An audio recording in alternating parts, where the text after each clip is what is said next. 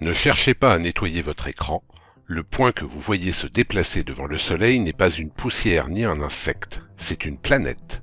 Une planète qui se déplace si vite que les Romains lui donnèrent le nom du messager des dieux, Mercure.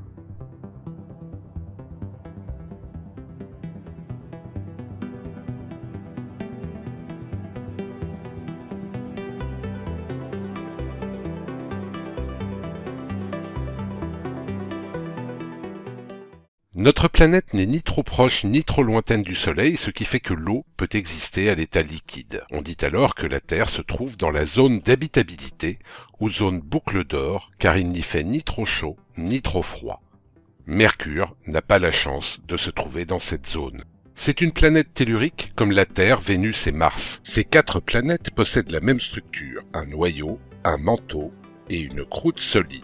Dans le cas de Mercure, le cœur métallique mesure 2074 km de rayon, soit 85% du rayon de la planète. À titre de comparaison, le cœur de la Terre mesure 3485 km, soit seulement 19% de son rayon.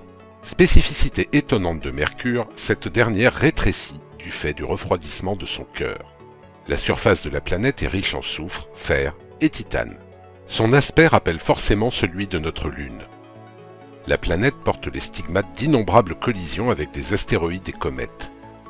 Les cratères qui en ont résulté portent les noms d'artistes disparus, musiciens, peintres et écrivains en tête tels Rachmaninoff, Bach ou Delacroix. Les températures y sont extrêmes, variant de 430 degrés à moins 180 degrés. Il se pourrait que de la glace se trouve au pôle nord et sud de Mercure. Mais comment est-ce possible ?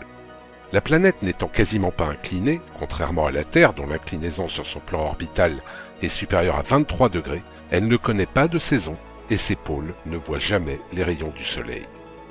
Et en parlant d'orbite, celle de Mercure est très excentrique, décrivant presque la forme d'un œuf.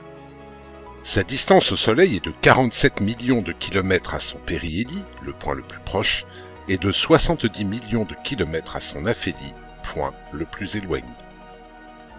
Mercure tourne autour de notre étoile en 59 jours terrestres, mais la planète tourne sur elle-même très lentement, ce qui fait qu'un jour sur Mercure, le cycle complet jour-nuit, dure 176 jours terrestres. Il faut donc 2 révolutions autour du Soleil pour qu'un jour complet s'écoule sur Mercure. Phénomène étrange, les changements de vitesse de rotation de Mercure provoquent des doubles levées et couchers de Soleil. Elle ne possède pas d'atmosphère depuis longtemps soufflée par les vents solaires. Elle possède par contre une exosphère constituée d'atomes arrachés à sa surface par ces mêmes vents solaires. Cette exosphère se compose principalement d'oxygène, de sodium, d'hydrogène, d'hélium et de potassium. Mercure n'a pas de satellite naturel ni d'anneau et quand notre Soleil entamera sa fin de vie, elle sera la première planète engloutie par la géante rouge, un peu avant Vénus, la prochaine planète que nous vous proposons de découvrir.